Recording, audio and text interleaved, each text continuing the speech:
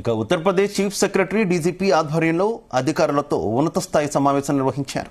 ఫిబ్రవరి 3వ తేదీన వసంత పంచమి పర్వదినాన ప్రయాగ్రాజ్ త్రివేణి సంగమంలో పుణ్యస్నానాలపై సమావేశంలో చర్చించారు. తీసుకోవాల్సిన జాగ్రత్తలు, చర్యలపై ఈ సమావేశం జరిగింది. దాదాపు 5 కోట్ల మంది వసంత పంచమి రోజున ప్రయాగ్రాజ్ వస్తారని అంచనా వేస్తున్నారు.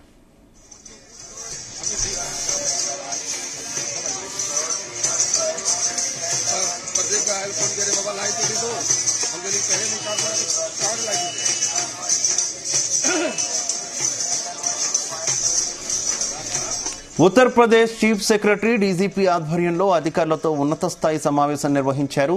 ఫిబ్రవరి 3వ తేదీన వసంత పంచమి పర్వదినాన ప్రయాగ్రాజ్ త్రివేణి సంగమంలో పుణ్యస్నానాలపై సమావేశంలో చర్చించారు. భక్తుల రద్దీ దృష్ట్యా తీసుకోవాల్సిన జాగ్రత్తలు, చర్యలపై ఈ సమావేశం జరిగింది.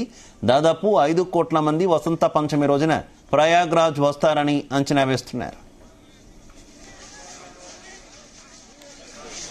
ఇక ఇదే విషయానికి సంబంధించి మరింత సమాచారం మా కరెస్పాండెంట్ శ్రీచరణ్ అందిస్తారు. శ్రీచరణ్. శివ, నిన్న మౌని అమావాస్య 29వ తేదీన షాయి స్నాన్ అయిపోయింది. ఇప్పుడు నెక్స్ట్ వసంత పంచమి ఫిబ్రవరి 3వ తేదీన జరిగే ఆ వసంత పంచమి దృష్ట్యా కూడా ప్రత్యేకంగా ఇప్పటికే ప్రభుత్వం పలు చర్యలు చేపడుతోంది. ఈ మేరకు ఈ రోజు ఉత్తరప్రదేశ్ చీఫ్ సెక్రటరీ అలాగే డీజీపీ ఉన్నత స్థాయి సమావేశం నిర్వహించారు అధికారులతోని.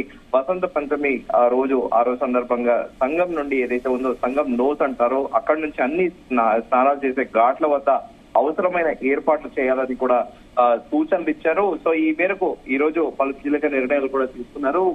సమావేశంలో రాత్రి పూట ఎవరైతే ఉంటారో అక్కడ ఘాట్ లో ఎవరు కూడా యాత్రికుల్ని పడుకోనివ్వకుండా ఆ ఘాట్లంతా ఖాళీగా ఉండాలి. తెల్లవారుజామున 3 గంటల నుండే స్నానాలకు అనుమతించాలనేది కూడా అక్కడ నిర్ణయాల్లో తీసుకున్నారు. ఈ మేరకు సో రాత్రి పూట యాత్రికులు ఎవరు వచ్చినా కూడా ఎట్టి పరిస్థితుల్లోనూ కూడా నిద్ర అక్కడ పడుకొని నిద్రపోయేట విధంగా కూడా ఉండకూడదని కూడా సూచనలు ఇచ్చారు అధికారులకి. అలాగే అనంతరం కూడా స్నానం తర్వాత సంఘంలో ఇమ్మీడియట్ గా ఎవరైతే స్నానం చేస్తారో భక్తులని ఇమ్మీడియట్ గా వెంటనే ఖాళీ చేయించడం పైన కూడా ఈ సమావేశంలో చర్చించారు. అయితే ఘాట్ల వద్ద పెద్ద సంఖ్యలో జన సమూహాలు కూడా గుమ్మిగూడకుండా ఉండేందుకు తగిన చర్యలు తీసుకోవాలని ఇమ్మీడియట్ గా, అంటే ఒక ఉదాహరణకి ఒక 200 మంది 300 మంది మ్యాక్స్ అంటే ఎక్స్టెండ్ 1000 మందిని ఒకసారి పంపించిన వెంటనే ఇమ్మీడియట్ గా వాళ్ళు స్నానం చేసి వాళ్ళని ఆ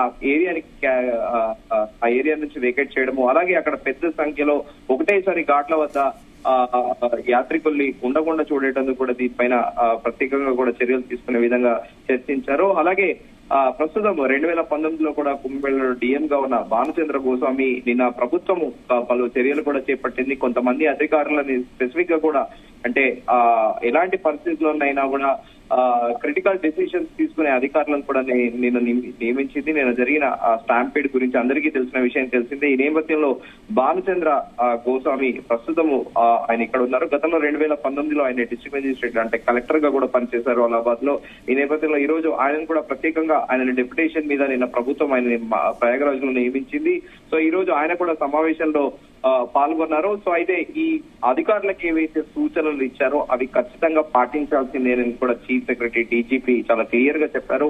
ఎందుకంటే క్రౌడ్ ని ప్రత్యేకంగా ఏంటంటే అందరినీ త్రివేణి సంగమం వైపు వెళ్లకుండా ఎన్ని ఘాట్లలో ఉన్నాయో ఆ ఘాట్లన్నీ కూడా స్నానం చేసే విధంగా చర్యలు తీసుకోవడము, ప్రత్యేకంగా ఆ త్రివేణి సంగమం వైపు వెళ్లకుండా ఒకవేళ వెళ్లినా కూడా ఇమ్మీడియట్ గా స్నానం చేసిన వారిని వెనక్కి పంపించే విధంగా కూడా చర్యలు తీసుకోవాలని ఇటు చీఫ్ సెక్రటరీ అలాగే డీజీపీ కూడా ఇటు చీఫ్ సెక్రటరీ ఐఏఎస్ అధికారులను డీజీపీ పోలీస్ అధికారులను కూడా కోరారు.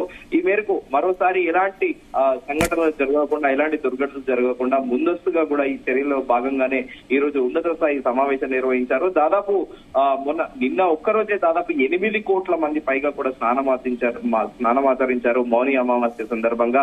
ఇప్పటి వరకు దాదాపు 27,58,00,000 మంది ప్రయాగరాజ్ లో త్రివేణి సంగమంలో స్నానమాచరించారు. అలాగే దాదాపు 10 లక్షల మంది కల్ప నివాసిస్, అంటే ఏ రోజైతే ఈ మహాకుంభమేళ ప్రారంభమవుతుందో అయిపోయేంత వరకు కూడా అక్కడ ఉండే వారిని కల్ప వాసిస్ అంటారు. వాళ్ళందరూ దాదాపు 10 లక్షల మంది పైగా ఉన్నారు. సో ఇప్పుడు మళ్ళీ వసంత పంచమి రోజు కూడా దాదాపు 5 కోట్ల మందికి పైగా పోటెత్తే అవకాశం ఉన్న నేపథ్యంలో తగు జాగ్రత్తలు తీసుకోవాలని కూడా అధికారులు నిర్ణయించారు. ఈ మేరకు ఈ సమావేశంలో పలు నిర్ణయాలు కూడా తీసుకున్నారు. Shiva, right, okay Sricharan, thank you.